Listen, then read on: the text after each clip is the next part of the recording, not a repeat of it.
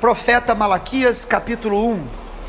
Sentença pronunciada pelo Senhor contra Israel por intermédio de Malaquias. Eu vos tenho amado, diz o Senhor. Mas vós dizeis: em que nos tens amado? Não foi Esaú irmão de Jacó? Disse o Senhor. Todavia amei a Jacó, porém aborreci a Esaú. Fiz dos seus montes uma assolação e dei sua herança aos chacais do deserto. Se Edom diz: fomos destruídos, porém tornaremos a edificar as ruínas, então diz o Senhor dos exércitos: eles edificarão, mas eu destruirei. E Edom será chamado terra de perversidade e povo contra quem o Senhor está irado para sempre.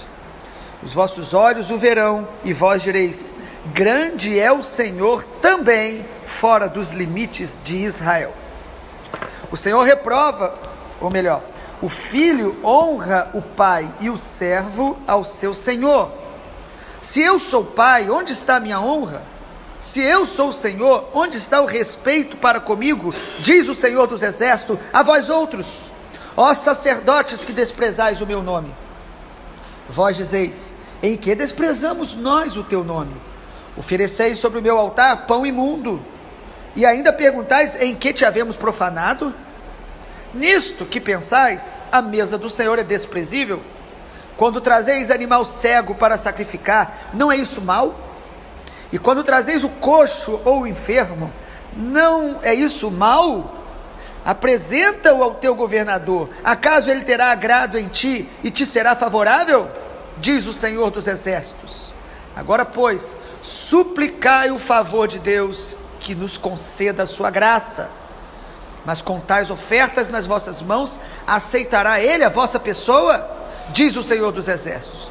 Tomara houvesse entre vós quem feche as portas, para que não acendesseis em vão o fogo do meu altar. Eu não tenho prazer em vós, diz o Senhor dos exércitos, nem aceitarei da vossa mão a oferta.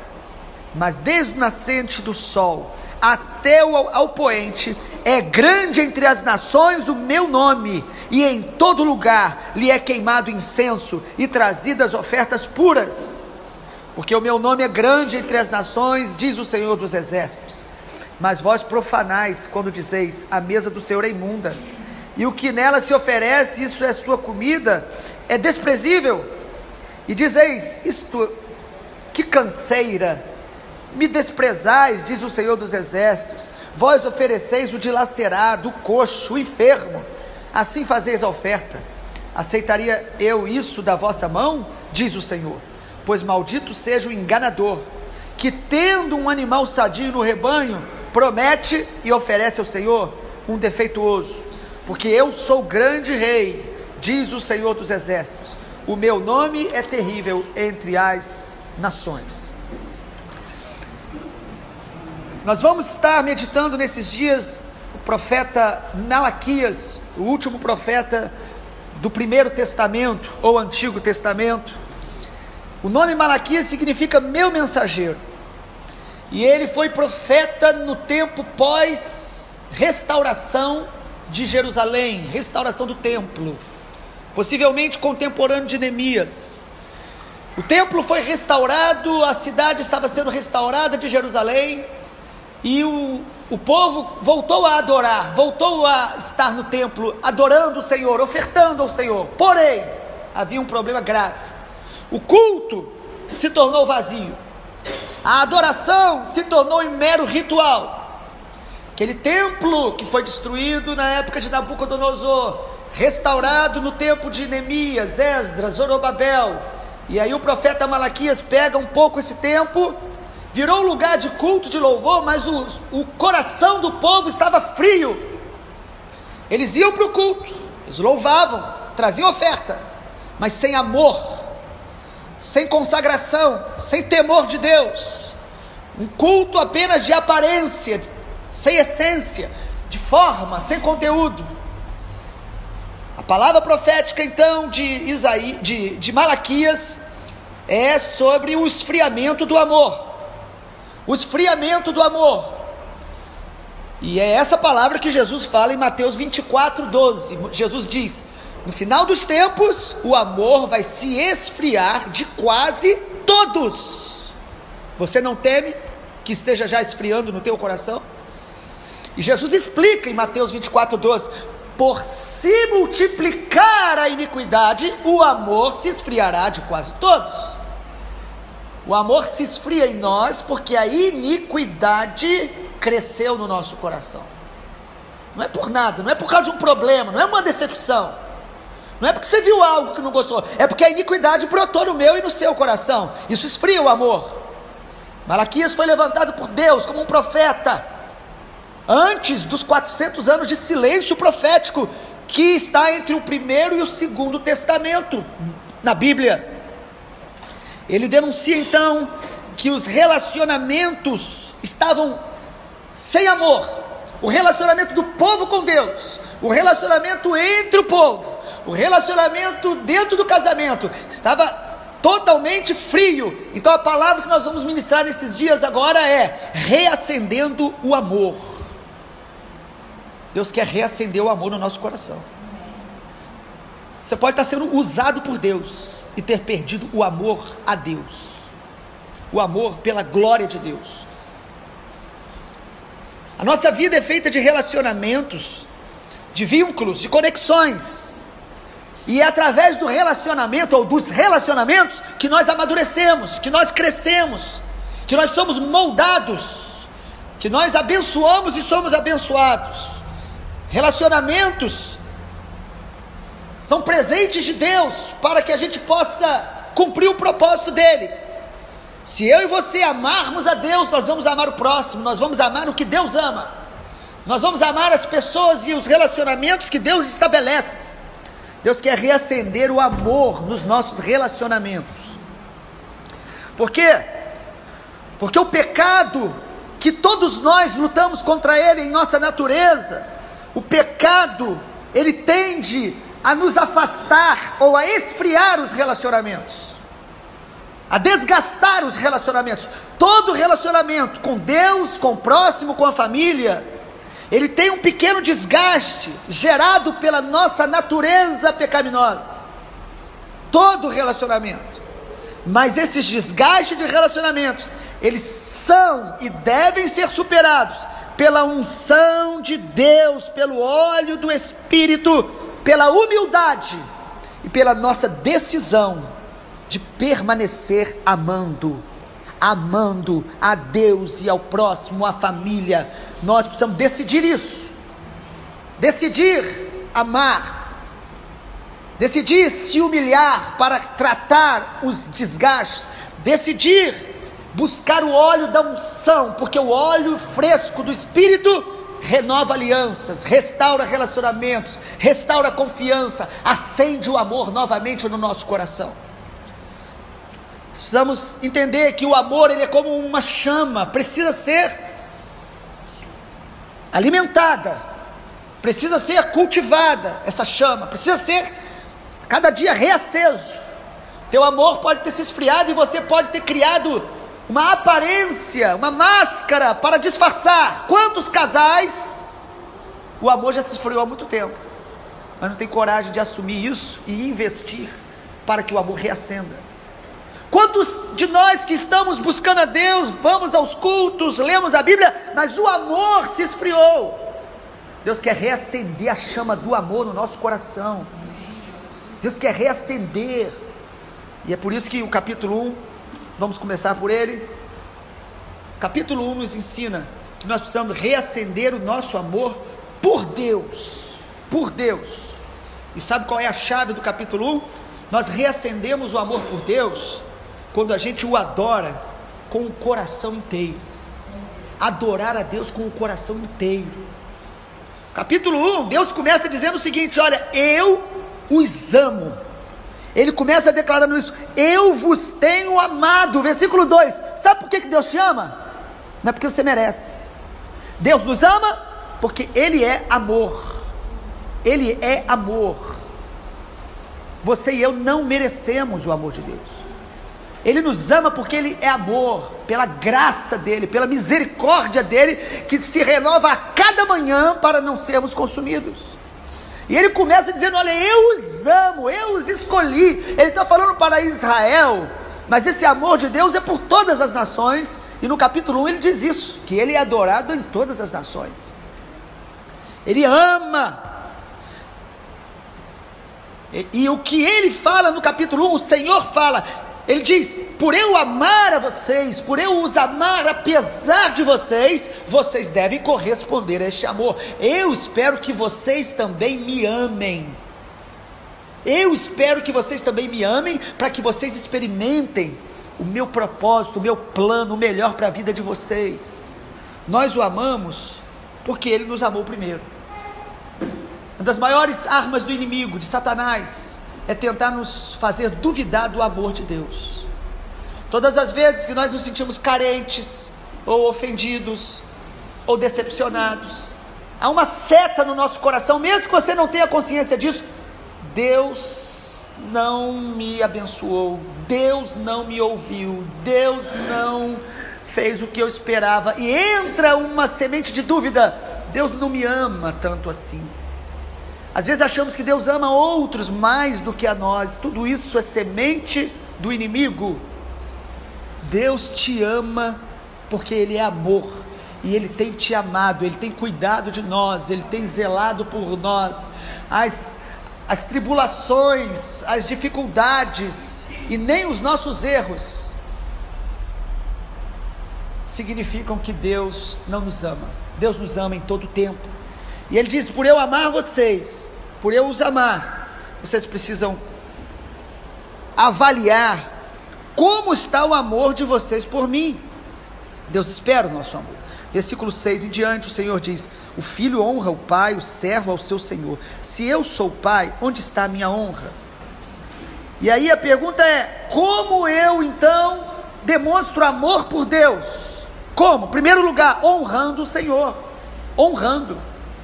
Eu honro a Deus com as minhas ações, com as minhas atitudes. Eu honro a Deus com as minhas palavras. Eu honro a Deus honrando as pessoas. Eu honro o nome do Senhor o respeitando. Jesus diz: nem todo que diz Senhor, Senhor entrará no reino, mas aquele que faz a minha vontade. Eu honro ao Senhor obedecendo. Isso é um coração inteiro. Eu posso vir ao culto, cantar, pregar, orar, mas o coração não é inteiro. O Senhor diz: eu honro aos que me honram. Em segundo lugar, eu demonstro amor por Deus, eu reacendo o meu amor por Deus, vivendo uma vida de integridade, sinceridade, sendo sincero. Irmãos, uma oração sincera, ela vai ter muito mais efeito do que uma oração correta, mas não sendo verdadeira no coração. É melhor você chegar para Deus e falar: Senhor, o meu coração está assim, assim, assim, e descrever coisas terríveis, do que você chegar a Deus e falar: Senhor, eu te amo tanto, Senhor, eu sou fiel, Senhor, olha como eu sou bom, e se auto-elogiar. O que Deus ouve é o coração. Quantas vezes os profetas são usados pelo Senhor para denunciar: esse povo me honra com os lábios, mas o coração está distante de mim. Isaías declarou isso, Jesus diz isso da geração dele, a geração do Novo Testamento. Os fariseus, eles eram muito zelosos, eles eram melhores do que eu e você, no quesito de dedicação, de aparência. Eles se vestiam de maneira impecável, pareciam ser de Deus. Jesus diz: são sepulcros caiados, por fora são lindos, por dentro estão mortos.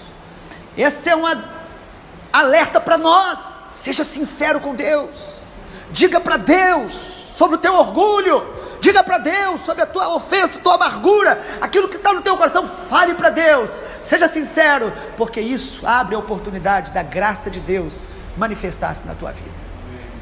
O publicano da parábola de Jesus e do fariseu, a oração dele foi extremamente politicamente incorreta: Senhor, sê propício a mim, pecador.